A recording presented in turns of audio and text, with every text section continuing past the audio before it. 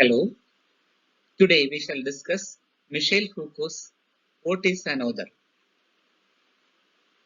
What is an Author is a lecture given by Michel Foucault on literary theory at Collège de France on 22nd February 1969. This lecture is a rethinking on the relationship between the author and the text. This can also be a rejoinder to Roland Barthes' essay, The Death of the Author. In The Death of the Author, Roland Barthes claims that the author is dead, and the birth of the reader must be at the cost of the death of the author.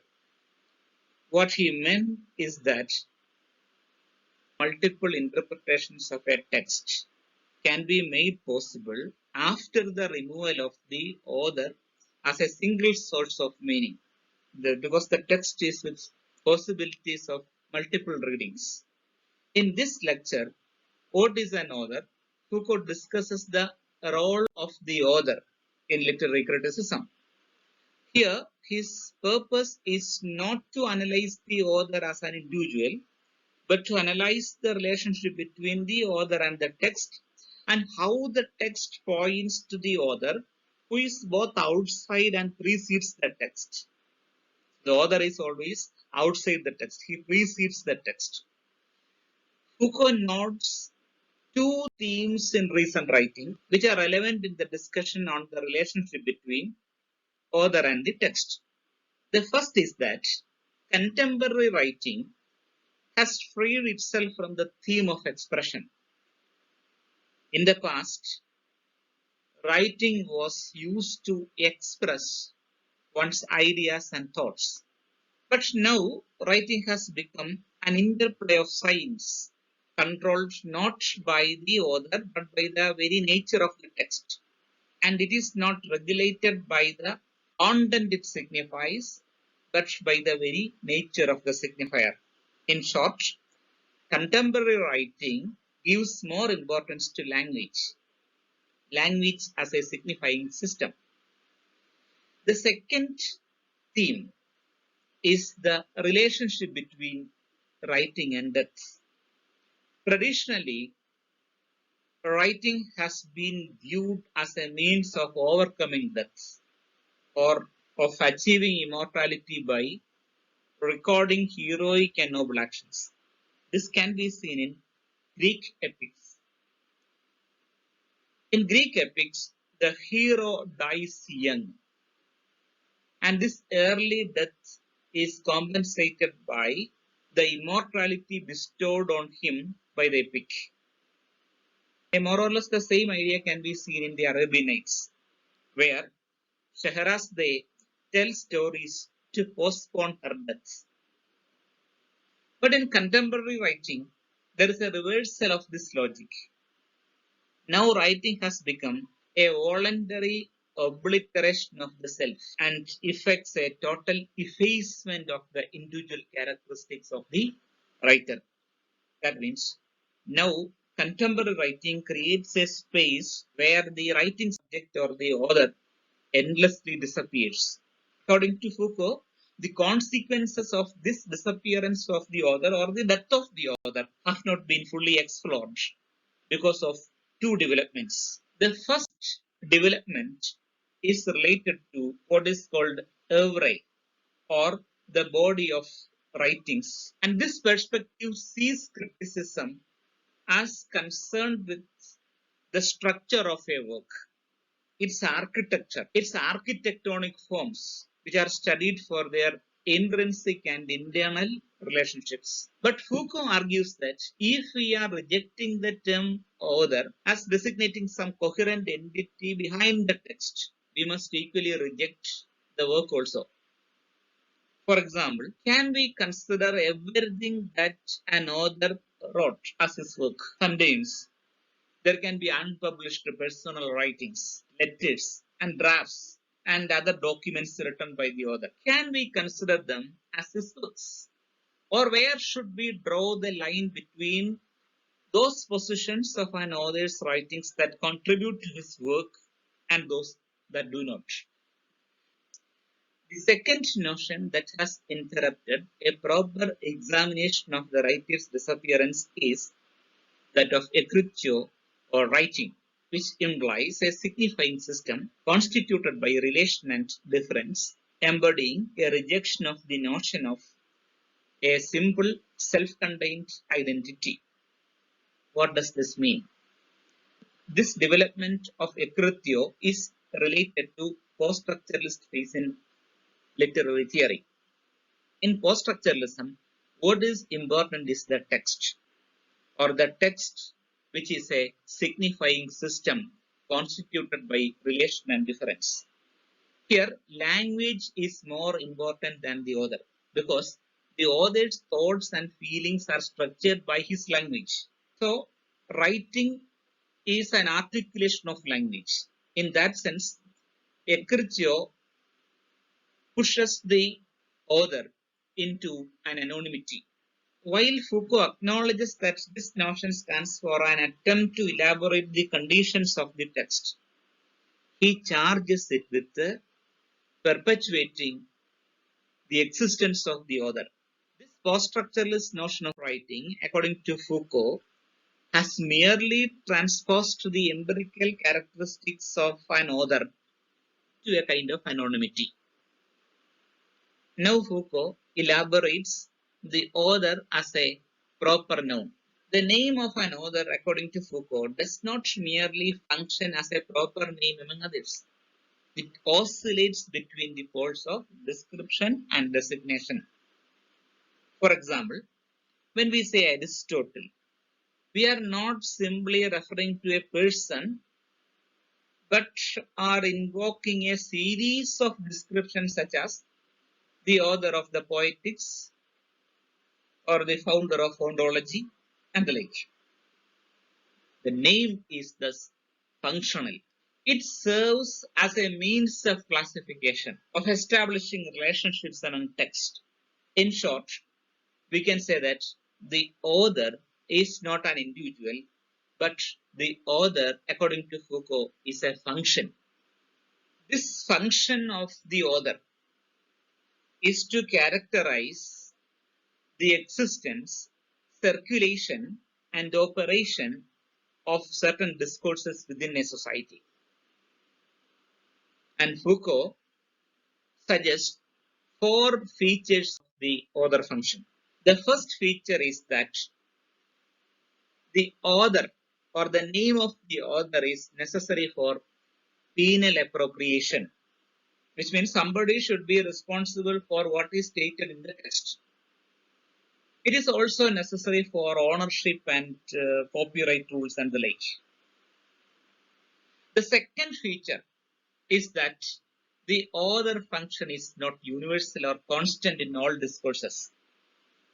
For example, in the medieval age, especially in Europe, scientific treatises were accepted only with the name of the author. And stories, folk tales, and epics were accepted without any consideration of the identity of their authors, or without the name of authors. But in the 17th and 18th centuries, a total reversal took place. That means, in the 17th and 18th centuries, scientific texts were accepted on the basis of their merits and their position, even without the name of the author.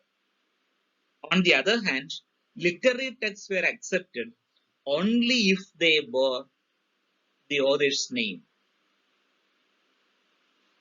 The third characteristic of the author function is that it is not spontaneous, but it is a complex operation whose purpose is to construct the rational identity we call author. It results from various cultural constructions in which we choose certain attributes of an individual as authorial attributes and dismiss others. Here Foucault quotes the example of Saint Jerome, an early translator of the Bible, And he had adopted a fourfold criteria for fixing the authorship of anonymous religious texts. The first criterion is that texts are eliminated from the list of works belonging to a particular author if they are markedly superior or inferior to other texts on the list. Hence, we can say that the author function is a label of a certain standard of quality.